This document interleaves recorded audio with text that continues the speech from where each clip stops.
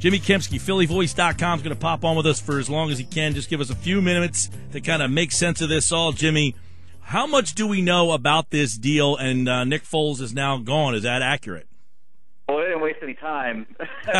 Free agency started at 4 o'clock. But, yeah, I mean, it appears that they're still working out the details of the trade, and the reports that I'm hearing are it's swap of picks where the Eagles will get a Rams pick and the Rams will get an Eagles pick. I'm not sure what round that is yet. I would assume it's the first round, although I don't know. It could be the second round. And then, of course, there's a potential conditional pick going from the Rams to the Eagles in 2016. Again, none of that is official, so if you're listening, don't hold me to that.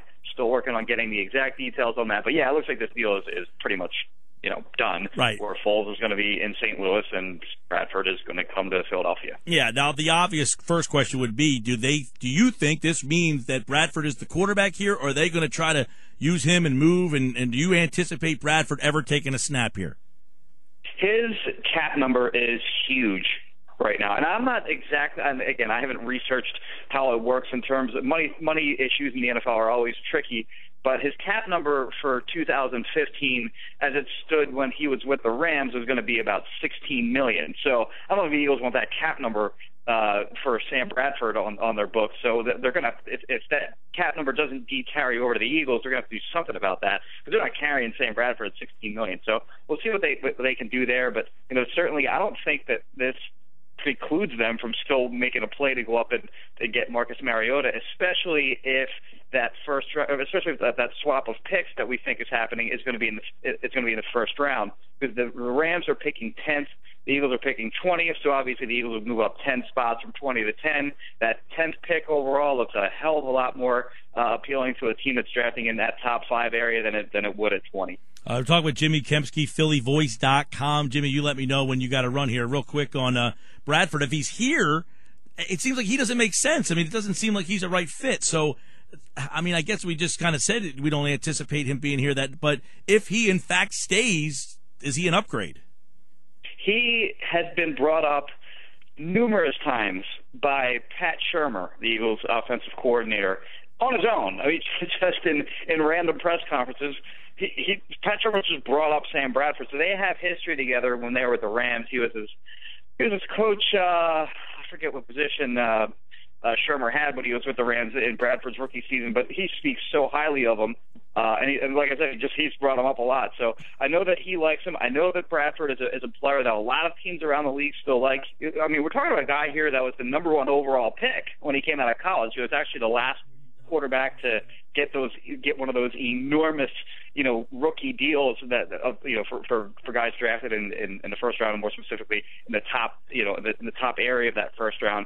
And then when the new collective bargaining agreement went into place, the players drafting in the top 5, their salaries weren't so ridiculous anymore. So that's why his cap number is what it is. But yeah, I don't think necessarily that the Eagles are tied to him. He's certainly in place right now, and the Eagles are looking a lot more like the Sixers with Hinkie. They're throwing all these deals like crazy all over the place.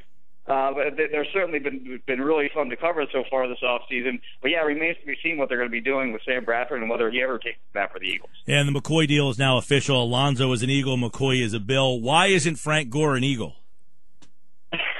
Well, the report came out a little earlier today from Mike Garafolo of Fox Sports that Gore just wasn't feeling it with Philly, and that he was concerned that the Eagles don't have really a star wide receiver that could help out with the run game, take some pressure off the run game there, and that there was a little bit more money that the Colts threw at him instead.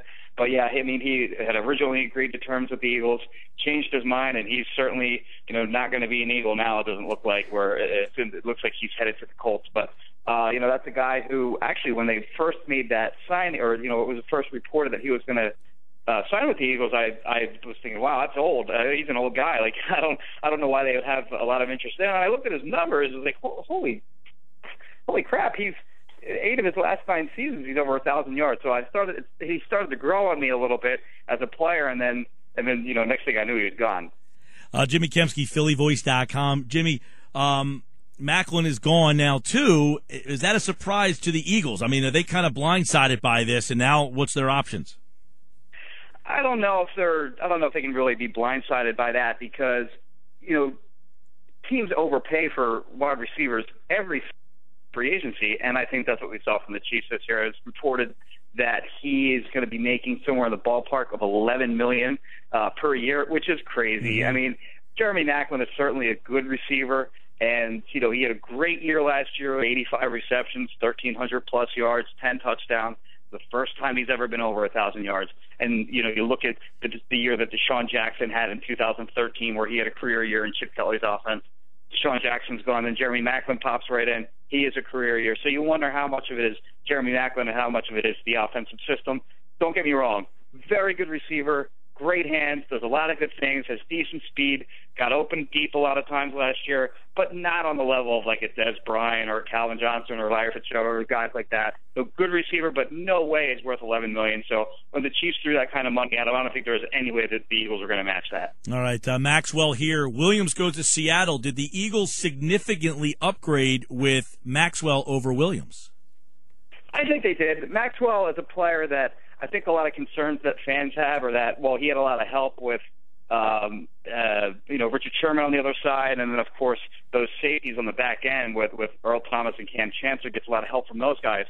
And, you can look at that either way. I mean, is it really beneficial to a guy like Byron Maxwell as a player if you have Richard Sherman on the other side, or are you just going to be targeted more? And Byron Maxwell gave up one touchdown last season. And what the Seahawks asked their corners to do is just not get beat over the top. And that's what we saw repeatedly from the Eagles this past year, where they gave up more pass plays of 20-plus yards than aside from two teams in NFL history. So they gave up the third most pass plays of 20-plus yards in the entire history of the NFL. So I mean, that's just an absolutely crazy stat. They were beaten deep and for big plays repeatedly last year. I think that's one thing that Byron Maxwell does a really good job of. He keeps plays in front of him. He's big. He's physical. He jams receivers to the line, and that's sort of the profile of the player that the Eagles have been looking for. That's what they kind of brought in when they brought in Kerry Williams and Bradley Fletcher. And Kerry Williams wasn't terrible. I mean, Kerry Williams is a legitimate number 2 starting quarterback in the NFL. And I don't know that Byron Maxwell is really sort of that, shutdown corner type, but he's certainly better than what they have. And when you look at the NFL, you can replace guys at wide receiver and at running back and other positions, across the roster, but it's really hard finding good defensive. It's really hard finding good defensive backs, especially at safety, but at corner as well. So they got a guy that now have one starter there who's a legit starting quarterback in the NFL, and they have to add one more, I would think.